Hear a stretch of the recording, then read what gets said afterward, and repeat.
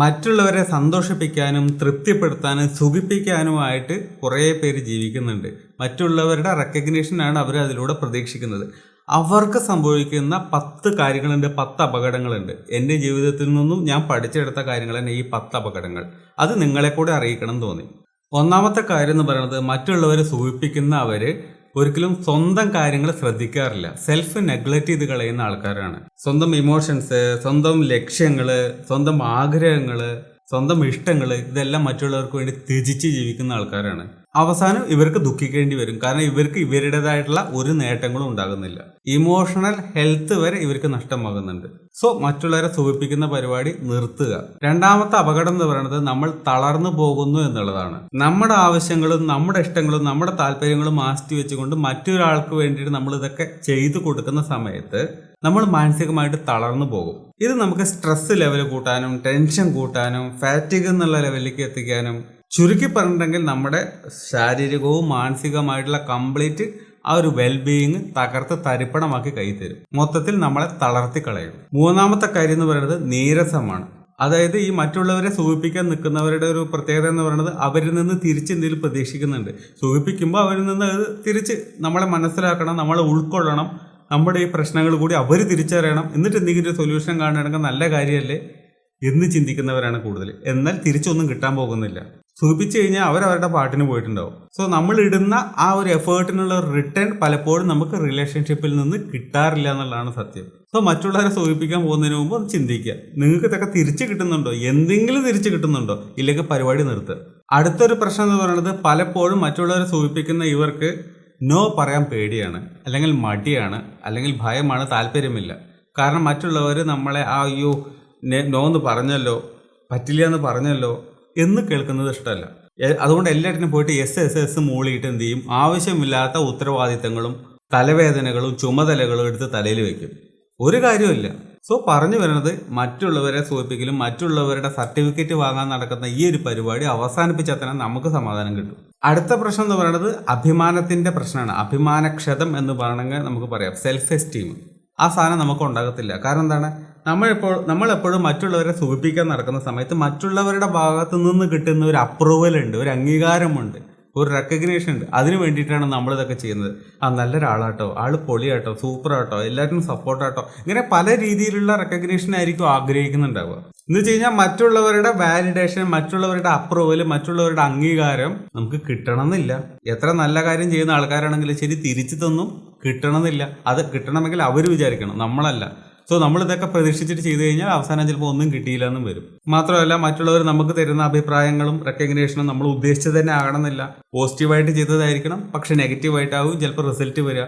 എന്നാൽ അങ്ങനെ ചെയ്യേണ്ടിയിരുന്നില്ല എന്നുകൂടി പറയുമ്പോൾ നമ്മുടെ മൊത്തം പരിപാടി തീർന്നു കിട്ടും. സോ നമ്മുടെ ഒരു അഭിമാനം, സെൽഫ് എസ്റ്റീം എന്ന് പറയുന്ന സാധനം അവിടെ ഇല്ലാണ്ടായി പോകും. എന്തിനാണത്? ഒരു കാര്യമില്ലാതെ. പലപ്പോഴും നമ്മളൊരു പറയുന്ന ഒരു കാര്യത്തിന് ഒരു ഒതന്റിസിറ്റി ആൾക്കാർ കാണത്തില്ല. മറ്റുള്ളവരെ സൂചിപ്പിക്കാൻ നടക്കുമ്പോൾ മറ്റുള്ളവരുടെ കണ്ണിൽ എന്താണ്, ഇവർ പ്രത്യേകിച്ച് ഇവൻ്റെതായിട്ടുള്ള ഒരു അഭിപ്രായം, ഒരു തീരുമാനം, ഒരു നിലപാട് ഇതൊന്നും ഉണ്ടായിരിക്കത്തില്ല. കാരണം എല്ലാവരുടെ ഭാഗത്തേക്ക് സപ്പോർട്ട് ചെയ്യുന്ന ഒരു തരം ക്യാരക്ടറാണ് എന്നായിരിക്കും കണക്കാക്കുക ആൾക്കാർ, അല്ലേ? കാരണം അവരെ സൂചിപ്പിക്കുമ്പോൾ അവർക്ക് മനസ്സിലാവുമല്ലോ, എല്ലാവരുടെ അടുത്ത് ഇങ്ങനെ സൂചിപ്പിച്ച് അങ്ങനെ നടക്കുന്ന, ആരെ കൊണ്ട് ഒന്നും പറയിപ്പിക്കാതെ നടക്കുന്ന ഒരാൾ, അത്രയേ ഉള്ളൂ. ആ ആൾക്ക് ഒരു അഭിപ്രായമുണ്ട്, അതൊരു നിലപാട് ഇന്നതാണ് എന്നുള്ളത് ആരും ചോദിക്കൂല, അവരുടെ അടുത്ത് പറയാനും പറ്റത്തില്ല, ഒന്നും ചെയ്യാൻ പറ്റത്തില്ല. സോ അംഗീകാരം കിട്ടുകയല്ല ചെയ്യാൻ, നശിക്കുകയാണ് ചെയ്യുന്നത്. നമ്മൾ പറയുന്നതിനെ ആരും വില വെക്കണമെന്നില്ല. അങ്ങനത്തെ ഒരു അവസ്ഥയിലേക്ക് നമ്മൾ എത്തും. അത് ബന്ധങ്ങളിലും അങ്ങനെയൊക്കെ തന്നെയാണ്. നമുക്കാരും വില തരാത്തതിൻ്റെ കാരണം അങ്ങനെ തന്നെയാണ്. പിന്നത്തെ പ്രശ്നം എന്ന് പറയുന്നത്, നമുക്ക് തീരുമാനം എടുക്കാനുള്ളൊരു ബുദ്ധിമുട്ടാണ്. പലപ്പോഴും നമ്മൾ മറ്റുള്ളവരെ സൂചിപ്പിക്കുമ്പോൾ എന്താണ് സംഭവിക്കുന്നത്, അവർക്കിഷ്ടമുള്ള കാര്യങ്ങളാണ് നമ്മൾ ചെയ്യുന്നത്. അപ്പോൾ നമ്മുടെ തീരുമാനം പലപ്പോഴും എന്തായിരിക്കും, നമ്മുടെ തീരുമാനങ്ങളായിരിക്കില്ല, മറ്റുള്ളവരുടെ തീരുമാനങ്ങളായിരിക്കും. മറ്റുള്ളവർ എന്ത് വിചാരിക്കും, മറ്റുള്ളവർ എങ്ങനെ ചിന്തിക്കും എന്ന് നോക്കിയിട്ട് നമ്മൾ തീരുമാനം എടുക്കും. സോ അപ്പോൾ അത് നമ്മുടെ തീരുമാനമല്ല, നമുക്കൊരു തീരുമാനം എടുക്കാനുള്ള കഴിവും ഇല്ലാതെ പോവും. അത് നമ്മുടെ പേഴ്സണൽ ഗ്രോത്തിനെയൊക്കെ നല്ല രീതിയിൽ ബാധിക്കും. പേഴ്സണൽ ഗ്രോത്തൊക്കെ ഇല്ലാതെയായി ഒരു പ്രായം കഴിഞ്ഞ് നിങ്ങൾ തിരിഞ്ഞു നോക്കി ചിന്തിക്കുന്ന സമയത്ത് നിങ്ങൾ ചെയ്തതൊക്കെ മണ്ടത്തരമായിരുന്നു എന്നുള്ളത് നിങ്ങൾക്ക് മനസ്സിലാവും. അപ്പോഴേക്ക് ഈ പറയുന്ന 40, 45, 50 എത്തിയിട്ടുണ്ടാവും. പിന്നെ തിരുത്താൻ വലിയ സമയമൊന്നുമില്ല. കാരണം നമ്മുടെ നല്ല പ്രായം അങ്ങ് തീർന്നു. പിന്നീട് അവിടെ നിന്ന് അങ്ങോട്ട് നമുക്ക് വേണമെങ്കിൽ പിന്നെ കുറെ നമ്മുടേതായിട്ടുള്ള രീതിയിൽ ജീവിക്കാം. പക്ഷെ അത് നമുക്ക് വേണമെന്നില്ല. നമുക്ക് 20കളിലും 30കളിലും നമ്മുടെ ഇഷ്ടത്തിന് ജീവിച്ചൂടെ? 50 കഴിയണമെന്നുണ്ടോ? ഒരുപാട് വൈകിട്ട് വേണമെന്നുണ്ടോ? നേരത്തെ തന്നെ നമുക്ക് അടിച്ചു പൊളിച്ച് ജീവിച്ചൂടെ? സോ തീരുമാനം എടുക്കാൻ കഴിയാത്തൊരവസ്ഥ എന്ന് പറയുന്നത് ഈ മറ്റുള്ളവരെ സൂചിപ്പിച്ച് ജീവിക്കുന്ന ആൾക്കാർക്ക് ഉണ്ടാകുന്നതാണ്. അത് ആണായാലും ശരി പെണ്ണായാലും ശരി പരിപാടി നിർത്തുന്നതാണ് നല്ലത്. മറ്റുള്ളവരുടെ സർട്ടിഫിക്കറ്റ് നിങ്ങൾക്ക് വേണ്ട. അങ്ങനെ ഒരു ഗുഡ് സർട്ടിഫിക്കറ്റ് വാങ്ങാനല്ല നിങ്ങൾ ജീവിക്കുന്നത്. മറ്റുള്ളവർക്ക് ദോഷം ചെയ്യാതെ ജീവിക്കുകയാണോ അത് മതി, ധാരാളം. നിങ്ങൾക്കും മറ്റുള്ളവർക്കും ദോഷമില്ലാതെ നിങ്ങൾ ജീവിച്ചാൽ അത് തന്നെയാണ് ഏറ്റവും വലിയ കാര്യം. അടുത്തൊരു പ്രശ്നം എന്ന് പറയുന്നത് അൺഹെൽത്തി ആയിട്ടുള്ള റിലേഷൻഷിപ്സ് ആണ്. എന്ന് വെച്ച് കഴിഞ്ഞിട്ടുണ്ടെങ്കിൽ ഈ ഒരു മറ്റുള്ളവരെ പ്ലീസ് ചെയ്യുന്ന ഈ ഒരു സ്വഭാവം പല ആൾക്കാരും മുതലെടുത്ത് നമ്മളെ എക്സ്പ്ലോയിറ്റ് ചെയ്യും. നമ്മൾ വേണ്ട പോലെ ഉപയോഗിച്ച് ചവച്ച് തുപ്പിക്കളയും. സോ അങ്ങനെ ഒരു സിറ്റുവേഷൻ നിങ്ങൾക്ക് വരാനുള്ള ചാൻസ് കൂടുതലാണ്.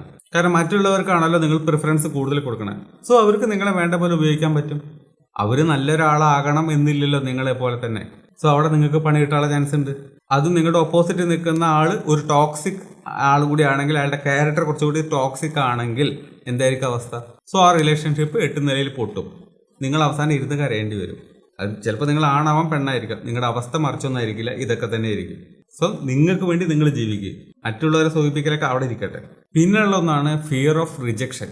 അതായത് ഇങ്ങനെ മറ്റുള്ളവരെ പ്ലീസ് ചെയ്യുന്ന ആൾക്കാർക്ക് മറ്റുള്ളവരുടെ വായിൽ നിന്ന് ഒരു വിമർശനം, ഒരു കുറ്റപ്പെടുത്തൽ, ഇതൊന്നും കേൾക്കാനോ ഉൾക്കൊള്ളാനോ ഉള്ള ഒരു മനസ്സും ഉണ്ടായിരിക്കില്ല, മനസ്സിൻ്റെ ഒരു വ്യാപ്തിയും ഉണ്ടായിരിക്കില്ല. അവർക്ക് ഇതൊന്നും സഹിക്കാൻ പറ്റാത്ത കാര്യങ്ങളാണ്.